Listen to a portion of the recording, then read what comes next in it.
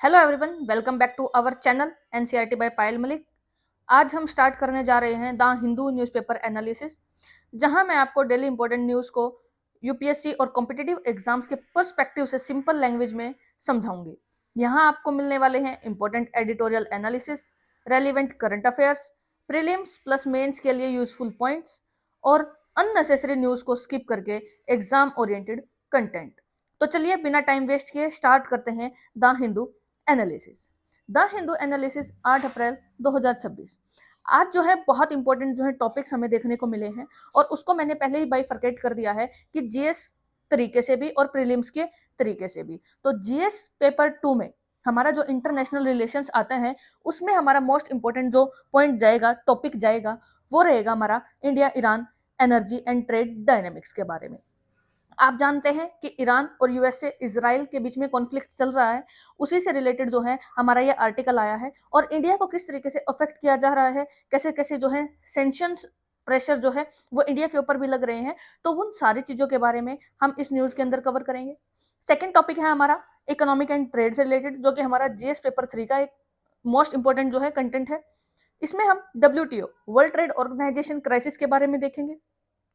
Then हमारा है border management innovation, यानी कि इंडिया और बांग्लादेश के बीच में जो कॉन्फ्लिक्ट चल रहे हैं या फिर जो रिवराइन बॉर्डर्स हैं उनसे रिलेटेड ये आया है और ये हमारे जीएस पेपर 3 इंटरनल सिक्योरिटी के लिए बहुत इंपॉर्टेंट न्यूज है। देन हमारा है जीएस पेपर 3 के ही लिए है साइंस एंड एनवायरमेंट के टॉपिक है माउंटेन बर्ड माइग्रेशन स्टडी जो है ये आज पब्लिश हुई है। उसके बाद है हमारा एनवायरमेंट का ही एक टॉपिक जो कि जीएस 3 पेपर 3 के अंदर ही पूछा जाता है, प्लास्टिक वेस्ट मैनेजमेंट रूल्स, जो कि 2026 के अंदर कुछ अपग्रेडेशन जो है वो की गई है। तो चलिए स्टार्ट करते हैं। तो सबसे पहला है हमारा जीएस पेपर 2 इंटरनेशनल रिलेशंस। क्या कॉन्टेक्स्ट है? कॉन्टेक्स्ट सबसे पहले बताया गया है, India is exploring alternative trade mechanics with Iran due to continuing impact of US sanctions. यानी कि यूएस ने जो सेंक्शंस लगाए हैं ईरान के ऊपर, उसमें इंडिया ने क्या किया है, अल्टरनेटिव्स को ढूंढ निकाला है। ठीक है, तो सबसे पहला जो पॉइंट है हमारा वो क्या है, ऑयल इंपोर्ट डिसरप्शन। कि जो ऑयल हम इंपोर्ट करते थे ईरान से और स्ट्रेट ऑफ हॉर्मुज से, तो अब क्या हो गया है कि ईरान ने कॉन्फ्लिक्ट के कारण स्ट्रेट और हॉर्मुज को क्या कर दिया है, बैन कर दिया है। वहां से जो है ऑयल जो है इंपोर्ट नहीं किया जा रहा है और ईरान से जो है इंडिया सबसे ज्यादा क्या करता है, ऑयल इंपोर्ट करता है। यानी कि इंडिया जो है वो टॉप ऑयल सप्लायर भी है, ठीक है, और इंपोर्टर भी है।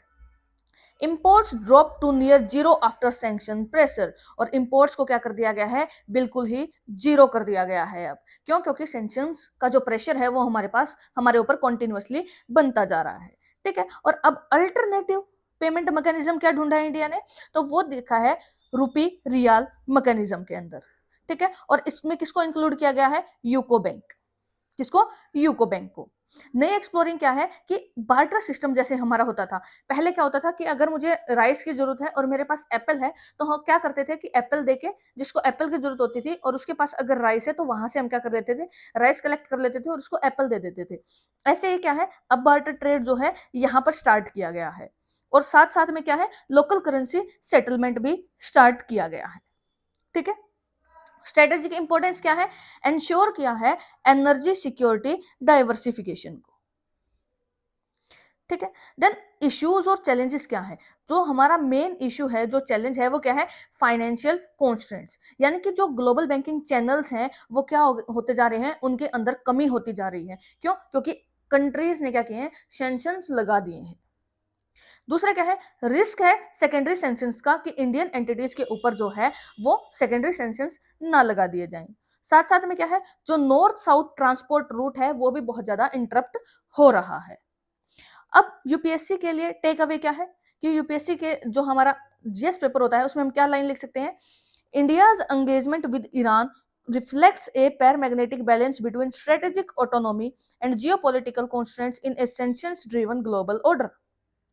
ठीक है, यहां से मेंस के लिए एक बहुत इंपॉर्टेंट लाइन हमें देखने को क्या मिल जाती है, कि इंडिया जो है वो एंगेज कर रहा है ईरान के साथ और उन्होंने क्या कर लिया है, एक स्ट्रेटेजिक ऑटोनॉमी बना ली है और जियोपॉलिटिकल कॉन्स्टेंट्स को वो क्या कर रहे हैं, ग्लोबल ऑर्डर में भी उसको ड्रिवन कर रहे हैं। तो ये हमारा फर्स्ट टॉपिक था। देन सेकंड टॉपिक है हमारा जीएस पेपर 3 का ही इकोनॉमिक एंड ट्रेड से। वर्ल्ड ट्रेड ऑर्गेनाइजेशन के जो क्राइसिस है और जो ग्लोबल ट्रेड फ्रेगमेंटेशन हो रहा है उसके कारण। यानी कि इसमें क्या हो रहा है कि जो एग्रीकल्चर जो सब्सिडीज थी और जो फिशरीज थी उनको क्या किया जा रहा है, डेडलॉक किया जा रहा है। क्या किया जा रहा है, डेडलॉक किया जा रहा है। प्रोटेक्शनिज्म और बायलैटरल जो ट्रेड डील्स हैं वो बहुत ज्यादा बढ़ती जा रही हैं और जो सेटलमेंट मैकेनिज्म थे उसके जो डिस्प्यूट्स हैं वो वीक होते जा रहे हैं। क्या होते जा रहे हैं, वीक होते जा रहे हैं। इंप्लीकेशंस क्या होंगे कि जो मल्टीलेटरलिज्म है वो डिक्लाइन हो जाएगा, और जो अगर मल्टीलेटरलिज्म डिक्लाइन हो जाएगा तो जो डेवलपिंग कंट्रीज हैं जैसे कि इंडिया, वो क्या होंगे, बहुत ज्यादा उससे इफेक्ट हो जाएंगे। ठीक है। प्रीलिम्स का अगर फैक्ट आपसे पूछा जाए तो वर्ल्ड ट्रेड ऑर्गेनाइजेशन का हेडक्वार्टर आपसे पूछा जा सकता है। कहां पर है वर्ल्ड ट्रेड ऑर्गेनाइजेशन का हेडक्वार्टर? जेनेवा के अंदर। और जेनेवा कहां पर है? स्विट्जरलैंड में। जेनेवा कहां पर है? स्विट्जरलैंड के अंदर। ठीक है। अब नेक्स्ट जो है हम समझने वाले हैं वर्ल्ड ट्रेड ऑर्गेनाइजेशन के बारे में। वर्ल्ड ट्रेड ऑर्गेनाइजेशन है क्या? वर्ल्ड ट्रेड ऑर्गेनाइजेशन एक इंटरनेशनल ऑर्गेनाइजेशन है जो रेगुलेट करता है किसको? ट्रेड जो होता है अलग अलग कंट्रीज के बीच में उसको। वर्ल्ड ट्रेड ऑर्गेनाइजेशन को एस्टेब्लिश किया गया था 1995 के अंदर और इसका हेडक्वार्टर है जेनेवा स्विट्जरलैंड के अंदर। कहां पर है? जेनेवा स्विट्जरलैंड के अंदर। और इसको जो है किससे रिप्लेस किया गया था? गेट से रिप्लेस किया गया था। गेट की फुल फॉर्म क्या है? General agreement on tariff and trade. ठीक है। और इसके कितने मेंबर हैं? 160 प्लस इसके मेंबर्स हैं, उसमें इंडिया भी जो है वो इंक्लूड है। अब जो वर्ल्ड ट्रेड ऑर्गेनाइजेशन है उसके क्या क्या ऑब्जेक्टिव हैं? तो सबसे पहला उसका ऑब्जेक्टिव है कि जो डिफरेंट नेशंस के बीच में जो ट्रेड हो रहा है उसको फेयर और फ्री बनाना, टैरिफ्स को रिड्यूस करना और जो ट्रेड बैरियर्स हैं उनको भी रिड्यूस करना है, और जो नॉन डिस्क्रिमिनेशन है उसको क्या करना है? प्रमोट करना है। किसी के साथ भी डिस्क्रिमिनेशन नहीं होना चाहिए। प्रोवाइड करना है एक प्लेटफॉर्म नेगोशिएशंस के लिए। उसके साथ साथ सेटल करने हैं ट्रेड डिस्प्यूट्स, जो डिस्प्यूट्स हो रहे हैं। अभी करंट इश्यूज क्या है जो कि यूपीएससी के लिए आपके बहुत ज्यादा जो है वो इंपॉर्टेंट है। यूपीएससी पर्सपेक्टिव से अगर हम देखें तो क्या इंपॉर्टेंट है? अपीलिएट बॉडी पैरालिसिस, यानी कि जो डिस्प्यूट सिस्टम है वो क्या होता जा रहा है? अब वीक होता जा रहा है। डिस्प्यूट सिस्टम क्या होता जा रहा है? वीक होता जा रहा है। ठीक है। उसके साथ साथ है जो प्रोटेक्शनिज्म का राइज हो रहा है, यानी कि ट्रेड वॉर्स जो बढ़ते जा रहे हैं उनके बारे में, जैसे यूएस चाइना है, यूएस ईरान है, इजराइल ईरान के साथ है, रशिया यूक्रेन का जो वॉर चल रहा है, वो सारे क्या हो रहे हैं? उससे जो प्रोटेक्शन थी वो रिड्यूस होती जा रही है। प्रोटेक्शनिज्म जो है वो राइज होता जा रहा है, बढ़ता जा रहा है, यानी कि ट्रेड वॉर है वो सबके बीच में बढ़ता जा रहा है। जो दोहा राउंड हुआ था वो क्या हो गया है? अब फेलियर हो गया। क्यों? क्योंकि किसी भी तरह की नेगोशिएशंस नहीं की जा रही है। नेगोशिएशंस का मतलब है कि साथ में बैठेंगे, बातचीत करेंगे और जितनी भी हमारी गलत फहमियां हैं उनको दूर करेंगे। लेकिन अब वो जो नेगोशिएशंस है वो क्या हो रही है? खत्म हो रही है। डेवलप वर्सेस डेवलपिंग कंट्रीज के अंदर जो है ये ट्रेड डिवाइड हो गया है, और जो डिजिटल ट्रेड है और ई कॉमर्स रूल्स हैं वो भी क्या होते जा रहे हैं? उनमें भी कमी आती जा रही है। ठीक है। अब इंडिया और वर्ल्ड ट्रेड ऑर्गेनाइजेशन का जो है वो क्या रिलेशन है? तो वो क्या करता है? वर्ल्ड ट्रेड ऑर्गेनाइजेशन सपोर्ट करता है फूड सिक्योरिटी को, एमएसपी के इशू को, और अपोज करता है एग्रीकल्चर सब्सिडीज पर जो स्ट्रिक्ट रूल्स लगाए जाते हैं उनको, और क्या एडवोकेट करता है? स्पेशल और डिफरेंशियल ट्रीटमेंट डेवलपिंग नेशंस के लिए। ठीक है। अब फंक्शंस क्या है वर्ल्ड ट्रेड ऑर्गेनाइजेशन के? तो ट्रेड नेगोशिएशंस, यानी कि बहुत सारे एग्रीमेंट्स करवाना, एग्रीकल्चर से रिलेटेड, सर्विसेज से रिलेटेड, डिस्प्यूट्स को सेटलमेंट करना, उसके साथ साथ ट्रेड पॉलिसी को रिव्यू करना, और कैपेसिटी बिल्डिंग, यानी कि डेवलपिंग कंट्रीज जो है वो ट्रेड के अंदर पार्ट लें। कोर प्रिंसिपल क्या है? मोस्ट फेवर्ड नेशन, यानी कि इक्वल ट्रीटमेंट मिलना चाहिए सभी मेंबर्स को, किसी भी तरह का जो है वो भेदभाव नहीं होना चाहिए, कोई भी डिस्क्रिमिनेशन नहीं होना चाहिए डोमेस्टिक और इंपोर्टेड गुड्स के अंदर, ट्रांसपेरेंसी होनी चाहिए रूल्स में, और म्यूचुअल कंसेशंस जो हैं वो सारे होने चाहिए। अब मेन पर्पस के लिए, मेंस के लिए, यूपीएससी मेंस के लिए क्या आप वैल्यू ऐड कर सकते हैं? क्वेश्चन बनेगा आपका, WTO is facing a crisis of relevance, discuss. तो आप इसमें कि जो डब्ल्यूटीओ है वो क्राइसिस फेस कर रहा है, तो आप इसमें क्या क्या पॉइंट्स ऐड कर सकते हैं? सबसे पहले तो है weak enforcement, appellate body issue, यानी कि बॉडी इशू आ रहा है कि कहां पर अपील करेंगे लोग। इनएबिलिटी टू कंक्लूड नेगोशिएशन, यानी कि दोहा फेलियर हो गया है, दोहा जो एक एग्रीमेंट हुआ था वो फेलियर हो गया है। emerging areas not covered, कि जो डिजिटल ट्रेड है उसको कवर नहीं किया गया है, और नीड फॉर रिफॉर्म्स, और उसमें रिफॉर्म्स की जरूरत है। ठीक है, नेक्स्ट टॉपिक है हमारा इंटरनल सिक्योरिटी से रिलेटेड ही बॉर्डर मैनेजमेंट इनोवेशंस के बारे में, और ये रहेगा हमारा इंडिया और बांग्लादेश के जो कॉन्फ्लिक्ट चलते रहते हैं, रिवराइन बॉर्डर के हैं या फिर हमारे जो विलेजेस के कॉन्फ्लिक्ट्स हैं उनसे रिलेटेड। अब इंडिया क्या कर रहा है, एक्सप्लोर कर रहा है कुछ अनकन्वेंशनल मेथड्स को, ताकि जो रिवराइन स्ट्रेच है इंडिया और बांग्लादेश के बीच में, उससे इलीगल जो इनफिल्ट्रेशन है या स्मगलिंग है वो ना हो पाए। यानी कि इंडिया और बांग्लादेश के बीच में हम देखें तो जो हमारे दो मेन रिवर्स हैं, गंगा है और ब्रह्मपुत्रा जो है, ये आती हैं, और यहाँ इन रिवर्स के थ्रू क्या हो रहा है कि बांग्लादेश से इंडिया के अंदर बहुत ज्यादा इलीगल चीजें जो हैं वो स्मगल की जाती हैं। तो उनको रोकने के लिए कुछ अनकन्वेंशनल मेथड जो है वो इंडिया एक्सप्लोर कर रहा है।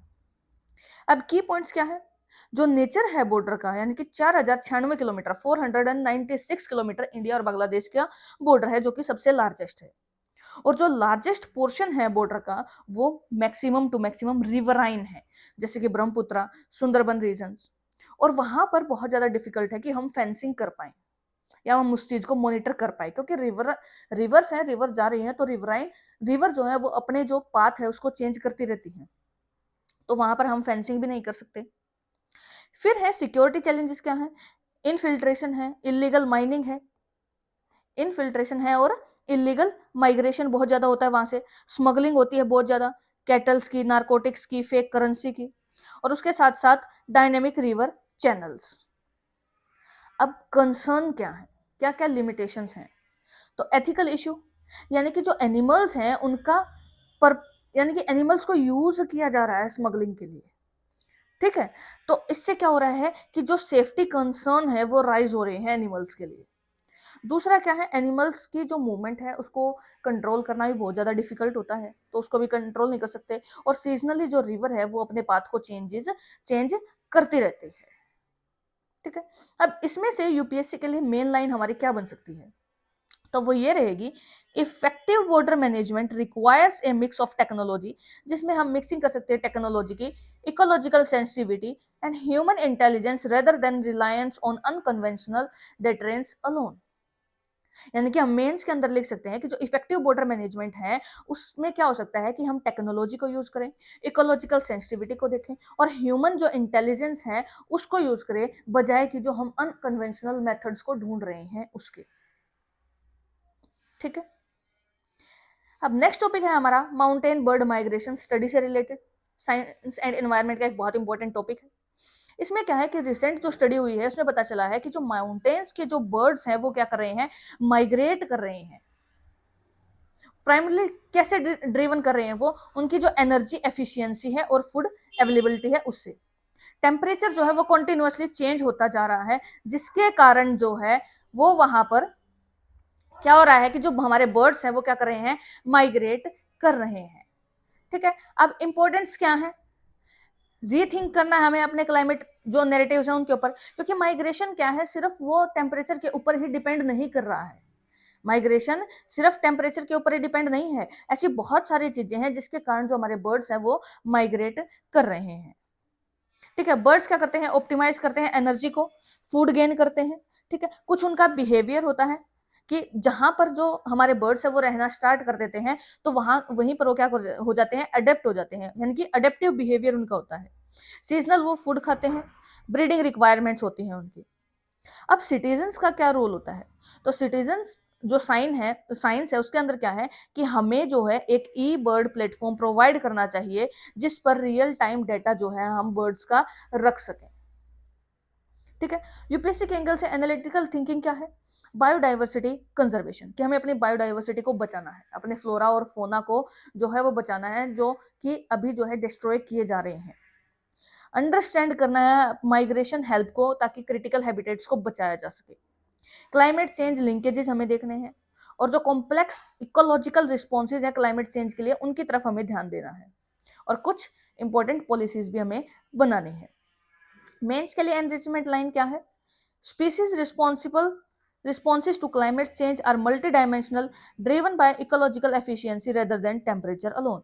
कि जो स्पीसीज हैं वो सिर्फ क्लाइमेट चेंज के ऊपर ही रिस्पॉन्स नहीं कर रही हैं, और भी मल्टीपल चीजें हैं जिसके कारण जो हमारे बर्ड्स हैं वो माइग्रेट कर रहे हैं। उसमें इकोलॉजिकल एफिशिएंसी एक इंपॉर्टेंट रोल प्ले कर रहा है, ना कि सिर्फ टेम्परेचर अकेला। ठीक है, the next and the last topic, plastic waste management rules. Amendment किया गया है 2026 के अंदर ही। गवर्नमेंट ने प्रपोज किया है एक इजी कॉम्प्लायंट नॉर्म्स, किसके लिए? प्लास्टिक वेस्ट मैनेजमेंट रूल्स के लिए। इसमें क्या किया गया है कि बर्डन जो है इंडस्ट्रीज के ऊपर कि इम्प्रूव करो ईज ऑफ डूइंग बिजनेस को, उसको रिड्यूस करना है, और जो प्लास्टिक पोल्यूशन हो रहा है इंडिया के अंदर उसके लिए कंसर्न जो है वो गवर्नमेंट ने बताए हैं। अब की कॉन्सेप्ट्स क्या हैं? तो EPR extended producer responsibility. EPR क्या है? Extended producer responsibility. इसमें क्या रहेगा कि जो प्रोड्यूसर्स हैं या इंपोर्टेंट्स हैं या ब्रांड ओनर्स हैं वो रिस्पॉन्सिबल होंगे कलेक्शन के लिए और रिसाइकलिंग करने के लिए वेस्ट के। यानी कि जो लोग जो है प्लास्टिक का यूज करके कोई भी चीज बना रहे हैं, अब वो ही ओनर क्या करेंगे, उस प्लास्टिक को कलेक्ट करेंगे और रिसाइकल करेंगे प्लास्टिक वेस्ट को। साथ साथ क्या करना है कि जो लाइफ साइकिल है प्लास्टिक की उसको डिस्पोज ऑफ करने के लिए भी उन्हें क्या करना है, टेक्नोलॉजी को एक्सप्लोर करना है। ठीक है, लाइफ साइकिल रिस्पॉन्सिबिलिटी क्या है? कंपनीज को इंश्योर करना है कि जितनी भी प्लास्टिक की चीजें हैं जो कंज्यूमर्स तक गई है वो वापस जो है कंपनी तक आए। रिसाइकलिंग, रीयूज और सेफ डिस्पोजल जो है उन्हें देखना है, और इंश्योर करना है कि पोल्यूशन ज्यादा ना हो। ठीक है, अब अमेंडमेंट क्यों प्रपोज किए गए हैं? कुछ प्रोज और कुछ कंसर्न जो है वो अमेंडमेंट के अंदर होते हैं। सबसे पहला जो प्रोस है वो क्या है कि भाई एनकरेज करेगा कि इंडस्ट्री जो है वो ज्यादा से ज्यादा पार्टिसिपेट करें उस चीज के अंदर। क्या करें? इंडस्ट्रीज जो है वो ज्यादा से ज्यादा पार्टिसिपेट करेंगी, और जो उनके ऊपर का क्यों करेंगी वो, क्योंकि उनके ऊपर का जो बर्डन है वो रिड्यूस हो चुका है। ठीक है, इसलिए उनका पार्टिसिपेशन ज्यादा से ज्यादा रहेगा। लेकिन कंसर्न क्या है कि जो ईपीआर है, ईपीआर का मतलब क्या बताया मैंने कि जो प्लास्टिक को बना रहे हैं उन्हें क्या करना है, प्लास्टिक को जितना वो प्लास्टिक बनाएंगे उतना ही उन्हें मार्केट से वापस भी खींचना है। तो अब उसके अंदर उन्हें प्रॉब्लम होगी। और दूसरा क्या है, प्लास्टिक वेस्ट जो लीकेज है वो उसका रिस्क ज्यादा रहेगा। साथ साथ अब ये तो चीजें हैं, लेकिन इस अमेंडमेंट से क्या होगा कि जो ईज ऑफ डूइंग बिजनेस है वो भी बूस्ट हो जाएगा, और जो हमारा एनवायरमेंट है वो भी बैलेंस होगा, प्लस इंडस्ट्रियल ग्रोथ होगी। ठीक है, मेंस के लिए जो वैल्यू एडिशन लाइन है वो क्या है? Dilution of environmental norms for economic ease must not compromise long term ecological sustainability. ठीक है, आज हमने एनवायरमेंट से रिलेटेड और साइंस एंड टेक से रिलेटेड, इकोनॉमी से रिलेटेड हमारे जितने भी टॉपिक्स थे वो हमने देखे हैं। द हिंदू एनालिसिस में ये 5 मोस्ट इंपॉर्टेंट टॉपिक्स हमारे आए थे। इररेलीवेंट चीजें मैंने कोई नहीं ली है, ये सिर्फ रेलिवेंट है, और जीएस और मेंस, जीएस मेंस और प्रीलिम्स परस्पेक्टिव से मैंने ये चीजें ली हैं। ऐसे ही वीडियोस को देखने के लिए हमारे चैनल को सब्सक्राइब करें। Thank you so much.